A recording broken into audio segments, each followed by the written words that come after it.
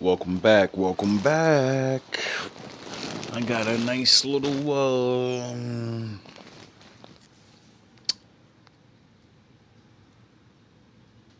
theme to put together, you know? I don't know really what to call it at this moment, but me being a Batman lover that I am and movie buff, I started to notice something because a new Batman series has started in the comics. Now, if you didn't know, the comics are in head of the movies. The movies are made from the comics. You know, like books, like usually the book comes first and then you make a movie, you know? So the real stories and the origins and the fucking, the when you make a movie, you shorten a lot of things.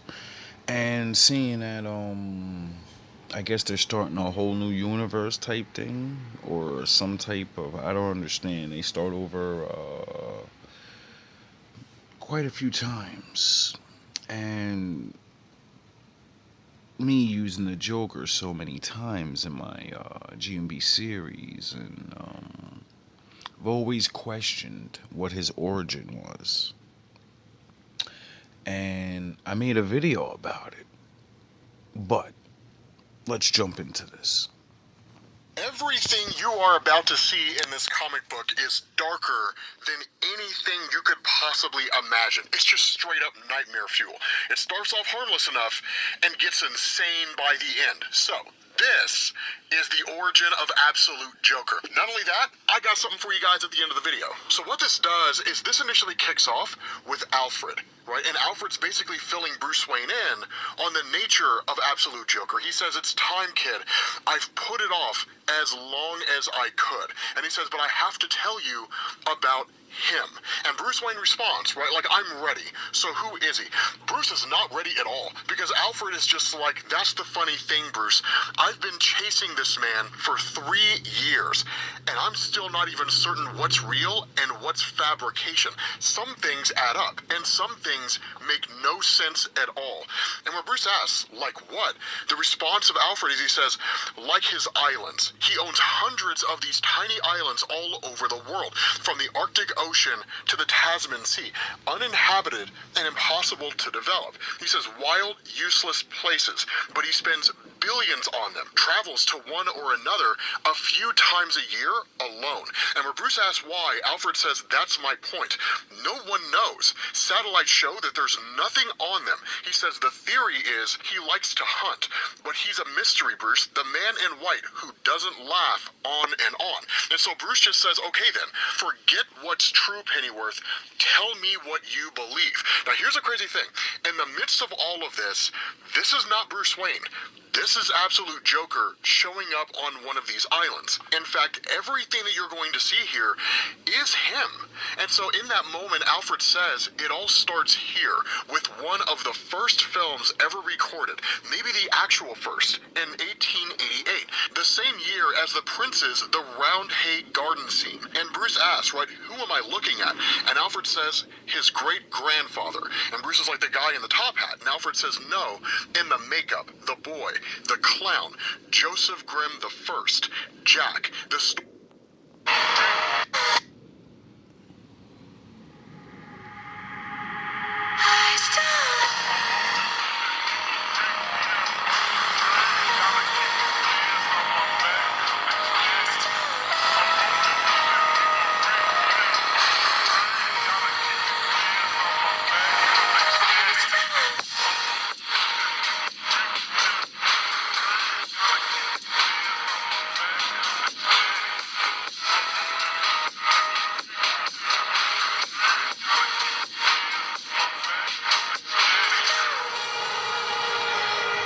This is about to get a little spooky dooky.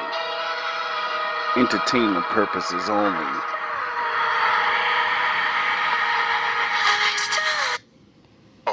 in the makeup, the the boy, the clown, Joseph Grimm the First, Jack. The story is he grew up an orphan on the streets of Gotham and made his living as a street performer. They say he was good too, the best around. They said you could hear the laughter for blocks and blocks, though he himself never so much as chuckled. His reputation grew. He brought his clown act to vaudeville, took the money from that, and invested it in his own theater called Just Kidding, which of course JK is short for that. And he says from there, he invested in silent pictures, funded some big ones. Competition was fierce, but Jack always prevailed by, according to those around him, making people laugh loudest. By 40, he had made a fortune and become a member of Gotham's finest gentlemen's clubs, the Five Gates Club, the Slaughter Select, and so on. It's said that he, Andrew Mellon, John Rockefeller, and old Andrew Carnegie had their own Thursday salon devoted to funding the health and progress of the public. Still, he was never one for the spotlight himself. There are almost no photos of him, no interviews, barely any records at all. In fact, he exists mostly in the shows he produced and the charity. Jack was a major philanthropist. That much is documented, though you won't see his name on anything. A wing of Gotham Med, the Gotham Met, Gotham University. He was especially devoted to children's causes, which made sense given his own rough childhood. Live like a clown, leave the world with more laughter than when you entered. That was the reported motto. Jack died in 1938, according to records, and is buried in a family crypt here in the city. And he says Jack's legacy lived on in his son, Jack Jr., who had taken over the family business in the 1920s and expanded it. Like his father, Jack Grimm II invested in entertainment that would bring laughter to the world, eventually becoming one of the early financiers of television. He created a bunch of subsidiaries of Just Kidding, all named after famous clowns and jesters, Fox, Pierrot, and the list goes on. And like his father, he stayed committed to philanthropic pursuits, especially those for children. He opened homes for children across the country. By the 1960s, Junior's son, Jack Grimm III, was the central figure of Just Kidding, starting one of the first cable network companies devoted primarily to comedies, children's shows. Jack III was a major funder of public broadcasting. Jack Grimm IV was born sometime in the late 1970s and took the company into gaming systems. He also expanded Just Kidding's philanthropy to global causes, which finally brings us to our Jack, Jack Grimm V. Young, smart, and by far the most successful. He was one of the first investors in online gaming platforms, the hardware and software, and the primary backer in GPUs, the chips that the entire world runs on. And he approaches trillionaire status. Jack V has vastly widened Just Kidding's charitable initiatives, international literacy programs, peace organizations, medicine, and aid drops. To those who know him, he is lauded and loved. And so Bruce asks, where is it? And Alfred says, where's what? And Bruce says, where's the smoking gun, Pennyworth? What's so scary about this guy? And Alfred just says, on paper, nothing is so scary about him. Just the opposite. He's the fifth chapter in a story about a family that has made its fortune by embracing that very first love, the clown, helping Americans and people around the world smile and laugh. Sure, he's eccentric. Jack likes to go hunt big game alone on remote islands, but all billionaires are eccentric, right? And he says he's a classic American success story. And so Bruce just says, I didn't ask you for the story, Pennyworth. I asked you what you believed. And so focusing on this island where absolute Joker is just going through and killing, some animals, there's a speech bubble that's almost a murmur from a guy off the panel. And Alfred just says, okay, kid, but for that, we have to go back to the start. He says to that boy in the alley, back to the clown. So we're actually going to circle back to this a couple more times because he says young Jack Grimm often performed outside a dentist's office. In the 1880s, they'd only just introduced nitrous oxide to dentistry, laughing gas, and Jack would sneak in, leak the gas into the alley, make them laugh, sure, but also make them suggestible, as nitrous does exactly that. So they'd give him all of their money. That act was a trick, a sleight of hand, no different from when Jack Sr. funded his own rivals in vaudeville and in film, playing one side against the other. And that's what my research has found about the Grimm family. They've always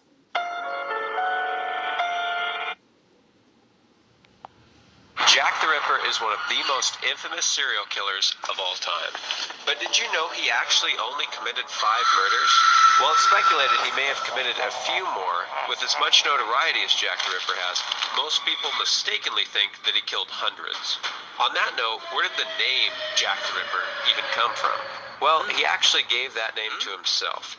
You see, Jack wrote a few letters to the police, basically taunting them, and on the first one, he signed, "Yours truly, Jack the Ripper, don't mind me giving the trade name." And finally, you might be wondering, why'd the murders stop? They caught him, right? Well, not exactly. Jack the Ripper has never been identified, and his gruesome murders remain some of the most famous. They've always played both sides. For a century and a half, these men have invested in one endeavor and its counter.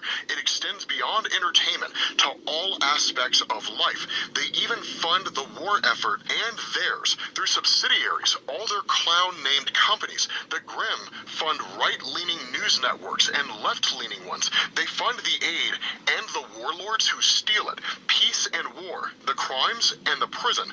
Arc M. They might be the most powerful crime family in history, playing everyone against each other, profiting off the chaos they sow, loyal to no country, no principle, nothing but power. And so Bruce asks, right, but why? How much is enough? And Alfred says, I always come back to that motto, live like a clown. A clown plays the fool while making a fool of everyone else. He's a mastermind, a schemer. All the gold in the world is not enough. Nothing's enough. And that's when you switch over to what's basically this makeshift hut on this island where Joker's running around going after seemingly somebody. And he just asks, right, hello, is anybody home? And that's where Alfred says, now you know. That's the report that I sent to my superiors at MI6. And that's when you switch over to this old...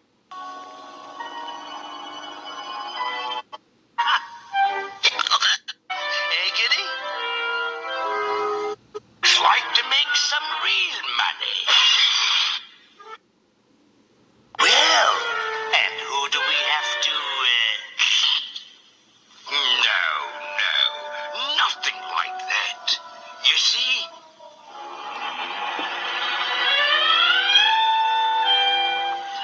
I'm collecting stupid little boys.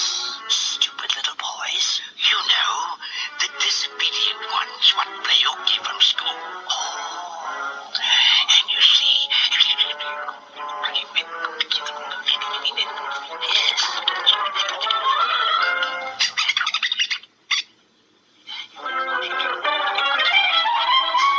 take them to Pleasure Island. Pleasure Island. Pleasure Island? But the law. Suppose they... No. There's no risk.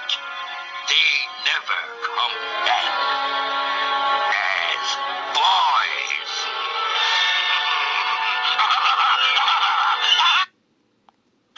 They've always played both sides. For a century and a half, these men have...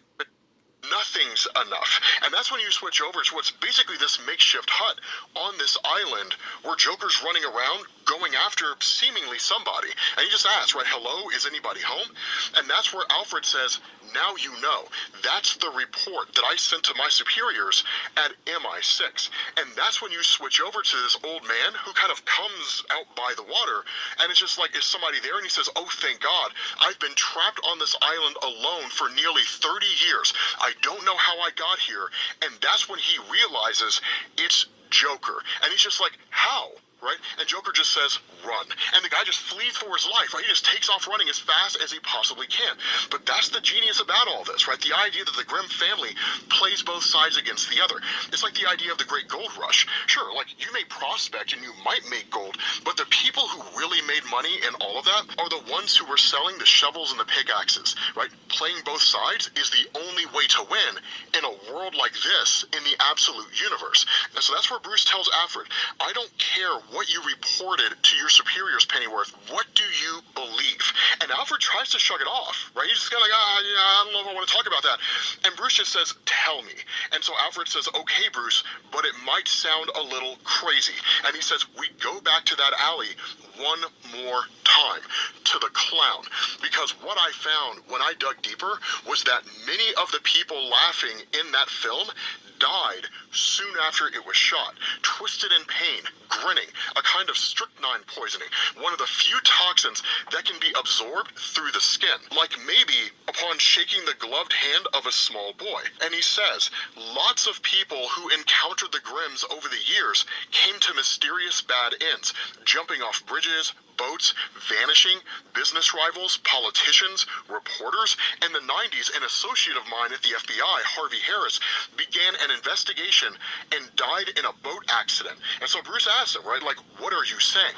And the response of Alfred is he says, I'm saying there's a darker project, Bruce. I have records of Grimm investments in some of the deadliest inventions of the last 100 years, from the atom bomb to bioweapons, viruses. There's records of them laughing, Bruce, the Grim 10 at the test, only then. And so while Absolute Joker is chasing down this guy on an island, making sport of him, almost like the story The Most Dangerous Game, Bruce asks Alfred, what are you getting at, right? Say it. And in fact, Bruce is going to get more and more frustrated as this goes on, because Alfred says, what if those islands are where he puts them, his enemies? What if he just leaves them there for years until he feels like going after them? And where he initially tries to stop the conversation, Bruce says, keep going. What do you believe? And Alfred says, I believe he uses the children, Bruce. At first, he used the ones in the orphanage, and now he uses something else. He's found some way, I don't know, using their cells. So I looked into the Epstein stuff. Oh, yeah? I looked like, into actually? Yo, what I didn't know, though? What? I didn't know Jeffrey Epstein and his island, it wasn't just for trafficking. What was it for? Fam, did you know he was really, really into eugenics and DNA experiments? Whoa, he was actually, wait. That's what the book was showing. So, in the book, in fact, he was gifted this book on his 50th birthday, and it was titled The Secrets to Life. What does On that his even 50th birthday. Yeah. So it's something very, very important, very, very valuable, gifted on your 50th, right? My goodness. The information that was in this book was talking about eugenics, DNA, and how, this is really fucking interesting, and how DNA manifestation and aligning and experimenting with DNA could cause. And now he uses something else. He's found some way, I don't know, using their cells, using the research done at his arts, some terrible elixir. And so Bruce asks, like, go on, Pennyworth, who is he? And Alfred says, the clown, Bruce. What is a clown? Its whole act is a cruel mockery of us, of humanity, as bumbling and stupid. The clown hates us. You find stories in myth, legends, from ancient times to now. The Pagliacci, the Joker who burns the kingdom in Bal de Sauvage, the one who convinces us to kill each other, even as he himself preys on us. The clown is death. And so again, Harvey didn't never made it home. Of course not. What have you done with him? Me? I was right here. Who did you leave him with? Your people?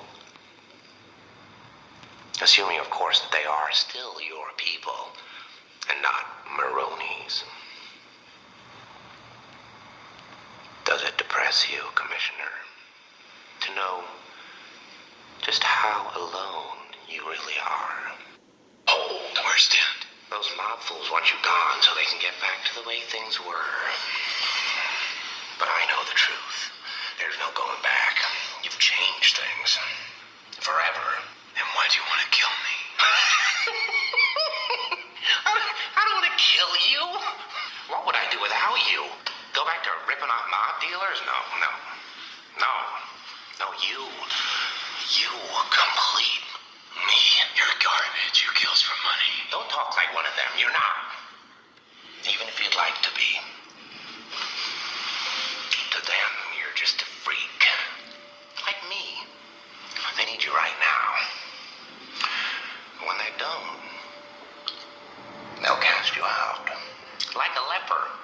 See, their morals, their code, it's a bad joke. Dropped at the first sign of trouble. They're only as good as the world allows them to be. I'll show you. When the chips are down, these civilized people, they'll eat each other. See, I'm not a monster. I'm just ahead of the curve. Preys on us. The clown is death. And so again, Alfred is hesitant, but that's where you start to get into the dark and twisted side of this, because Absolute Joker's chasing this guy down on the island, and then he starts to transform, right? He just says, like, I'm coming for you, and the guy starts freaking out, and he just kind of says, huh, right? He doesn't even really laugh in any meaningful way. And so Peace is a lie. There is only passion.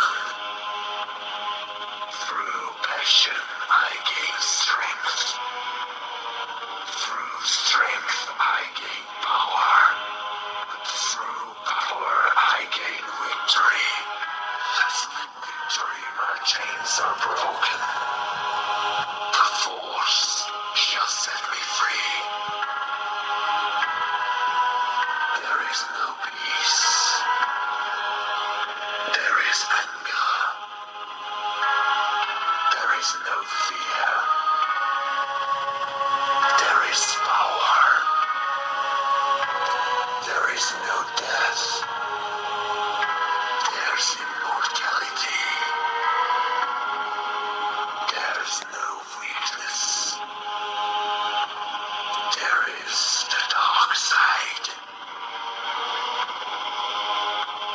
I am the heart of the darkness. I know no fear. I instill fear in my enemies. I am the destroyer of worlds. any meaningful way. And so while Alfred's just kind of dancing around this whole thing, Bruce is like, stop dancing around it. And he's like, say it, right? What do you believe? And that's where Alfred says, I believe that there is no Grimm family, all right? I believe there's no Jack the First, Second, Third, Fourth, or Fifth. There's only ever been one Jack Grimm, and it's him. That maybe it's just his infernal science. Maybe it's some dark pact. I don't know. Like, maybe it's both. And I know how it sounds, kid. I know. But I look at him, and he is something terrible, Bruce. A nightmare thing that stalks the earth. Not a man who never laughs at anything, but a beast that's always laughing at us. The one whose laughter we only hear when it's late. And so Bruce asks, who is he? And the response of Alfred, he's the Joker. And so literally the Joker transforms into just this massive beastly monster, the likes of which I have never seen. I told you, man, this story is nightmare fuel. There's a reason why Jock drew it, man, because Jock knows how to draw nightmare fuel. And if you don't believe me, go read Scott Snyder and Jock's story, Witches. Dude, that story's phenomenal, and it's the same thing. And so basically, Bruce Wayne just says, I've heard enough. And where Alfred tries to stop him, he says, no, right, I have to go check on Waylon. And so Alfred's just kind of like, I understand, but be careful out there, kid. And so Alfred just kind of muses to himself, right? He says, nicely done, old fool. He didn't sign up for this. Sure, he wanted a fight, to punch back, to scream. But this, in just the last year, the world has cracked itself open and revealed its true face to him. All of its monsters. Monsters everywhere he looks. And he says, the other night, I found him watching a story about a woman in Gateway City who claims to be magic, some kind of god warrior from hell. Of course, that's referencing Absolute Wonder Woman. And he says, to his credit, he just keeps on. He pushes forward. But you, did you really tell him about Grimm for his own sake?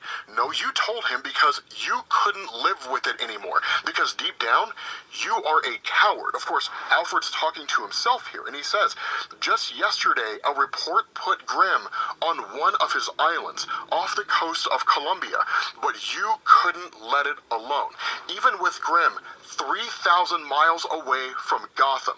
But it turns out, he's not 3,000 miles away from Gotham. The Joker is here. He shows up at his home, and here is where it gets crazy, because up until this point in time, we don't really know anything about him. We've never learned anything about Absolute Joker. But notice this. He lives in a gigantic fortress, a castle, right? This huge manor. When he gets inside, he has a butler. The butler says, "Welcome back to the manor, Mr. Grimm. It's so nice to finally have you home. Are you hungry?" And he says, "No, I just ate." Of course, he ate the guy on the island. And he says, "I have plans to make, though. So if you need me, I will be in the cave." He basically has the Joker's version of the Batcave. So the question that I have to ask for you guys is, what's this called? Is it like the Joker Cave? Right? Like, There's immortality. There's no weakness. There is the dark side. I am the heart of the darkness. I know no fear. I instill fear in my enemies. I am the destroyer of worlds. I know the power of the dark side. I am the fire of hate. All the universe bows before me. I pledged myself to the darkness. I've found true life in the death of the night. I know the true power of the dark side. I am Sith.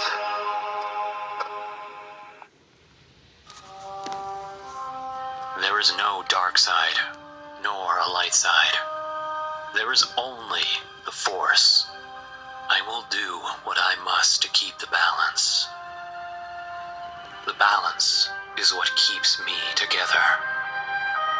There is no good without evil, but evil must not be allowed to flourish.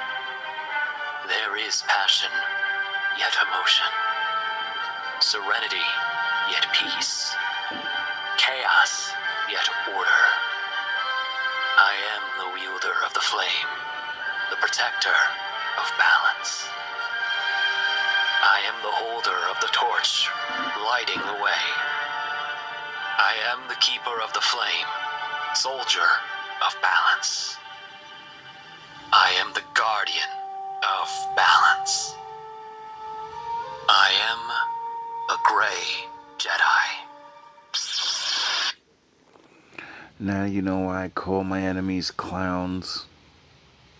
'Cause they're demons. You do know the origin of clowns is demons, right?